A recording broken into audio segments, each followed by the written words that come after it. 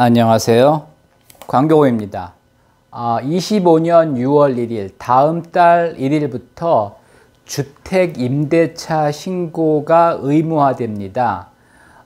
주택임대차 신고에 관한 법, 임대차 3법이 제정된 거는 2020년입니다. 근데 여러 가지 사정으로 인해서 의무화, 그러니까 권고사항으로 이제 지키다가 의무화는 이제 25년 6월 1일부터 시행됩니다. 언론이나 뉴스를 통해서 많이 보셨을 텐데, 좀 정확하게 아실 필요가 있습니다. 왜냐하면, 임대를 하시는 분도 많고, 또 전월세를 사시는 분도 많기 때문에 좀 정확하게 알고 계시는 게 좋습니다. 대충은 아실 텐데, 정확하게 알고 계셔야 됩니다.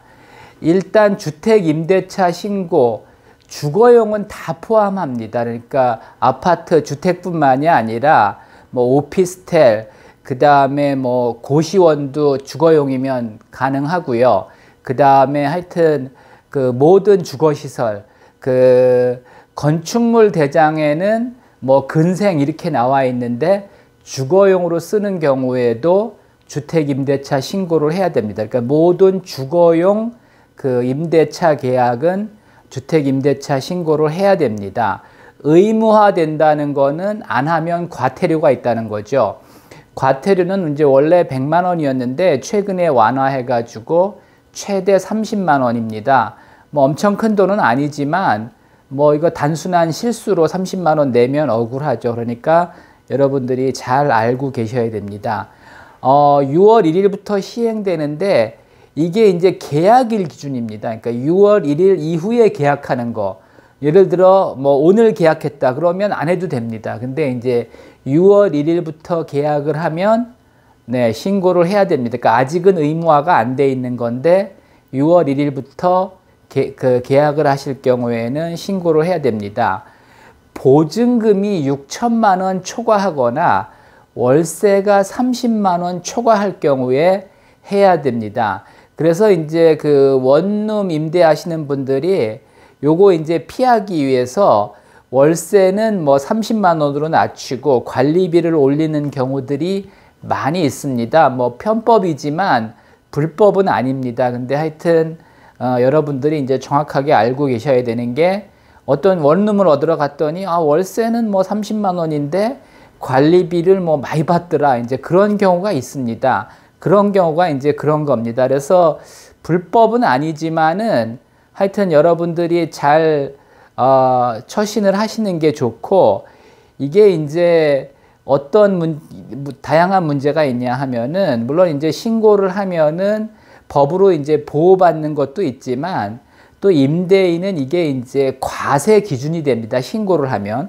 그동안은 월세 받아도 사실은 정부나 국세청에서 알 수 없는 경우가 많은데 이게 이제 신고를 하게 되면은 과세 자료가 될 수 있습니다. 그 과세를 하는 방법은 여러 가지가 있는데 하여튼 이게 이제 과세의 자료가 될 수 있기 때문에 집주인분들 중에는 이거를 이제 꺼리는 사람들도 꽤 있습니다. 계약일로부터 이제 30일 이내에 해야 되고요. 계약일로부터 이제 30일 이내 행정복지센터, 동사무소죠. 동사무소 가서 하시거나 부동산 거래 관리 시스템이라는 정보 사이트가 있습니다.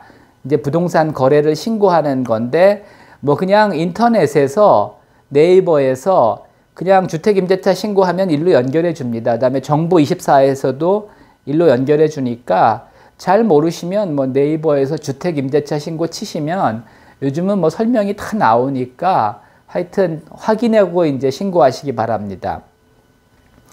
원래는 임차인, 임대인 이제 공동으로 하는 건데 둘 중에 한 분만 이제 계약서 가지고 가시면 됩니다. 이게 이제 그리고 이제 부동산 거래 시스템, 그러니까 온라인으로 이거 신고하는 거는 공인인증서도 필요하고 좀 복잡합니다. 그래서 안 해보신 분들은 좀 어렵기 때문에 그냥 웬만하면 행정복지센터 가서 직접 하시는 게 좋고, 시간이 없으신 분들은 요거 해도 되는데 요거는 조금 이제 복잡해서 하여튼 들어가서 하나하나 하면 되긴 되는데 하여튼 조금 어려울 수도 있습니다. 그 다음에 이제 임대차 신고를 하면 확정일자가 자동으로 부여되고요. 확정일자를 받아야지 이제 보증금이 보호되고 또 이제 나중에 우선 변제권이 생기죠. 그래서 이제 임대차 신고를 할 경우는 확정일자를 별도로 받을 필요가 없습니다. 근데 이제 확정일자만 받은 경우는 별도로 임대차 신고를 또 해야 됩니다. 그래서 앞으로는 확정일자 받지 마시고 그냥 무조건 임대차 신고를 하시는 게 좋습니다. 그 다음에 이제 전세나 월세를 사시는 경우 묵시적 갱신이 되는 경우가 있죠. 이럴 때는 신고 안 해도 됩니다. 지금 많은 분들이 이제 헷갈리는 게, 나 요번에 그 임대차 갱신됐는데 이거 신고해야 되냐?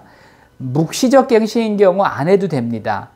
근데 이제 임대차 조건이 변경되는 경우는 원칙적으로 신고를 해야 되는데, 임대차 조건이 이제 변경되는 경우도 두 가지가 있죠. 계약서를 제작성하는 경우가 제작성 안 하는 경우가 있는데, 계약서를 제작성할 경우는 당연히 신고를 해야 되고요. 계약서를 다시 작성하지 않는 경우는 조건이 변경되더라도 뭐 정부나 국세청이 알 수가 없죠. 그래서 안 해도 되는데, 하여튼 임대차 조건이 이제 변경되는 경우는 계약서를 제작성하고 그 다음에 임대차 신고도 하는 게 나중에 이제 그 임대보증금이나 여러 가지 상황에서 유리합니다. 그래서 조건이 변경됐을 경우에는 그 귀찮게 그거 뭐 그냥 꼭 해야 돼요. 뭐 이렇게 생각하지 마시고 계약서를 제작성하고, 계약서를 제작성하는 거는 뭐 부동산 안 가도 되고요. 그냥 임대인이나 임차인이 둘이 만나서 제작성해도 되고, 기존 계약서에 줄 긋고 그 다음에 숫자만 변경하고 도장 찍어도 됩니다. 그래서 하여튼 그 임대차 조건이 변경되는 경우에는 계약서를 제작성하는 게 좋습니다. 그래서 하여튼 그 정확하게 아시고 정확하게 해야지 뭐 결국은 이게 그 특히 이제 임차인 분들한테는 신고하는 게 무조건 좋습니다. 그래서 임차인이나 임대인이나 둘 중에 아무나 해도 되지만 가능하면 임차인이 해서 보증금을 이제 확실히 지키는 게 뭐 최우선 변제권도 있고 뭐 우선 변제권도 있고 그렇잖아요. 그래서 하여튼 내 보증금을 잘 지키려면 임차인이 하는 게 좋습니다. 참고하시기 바랍니다.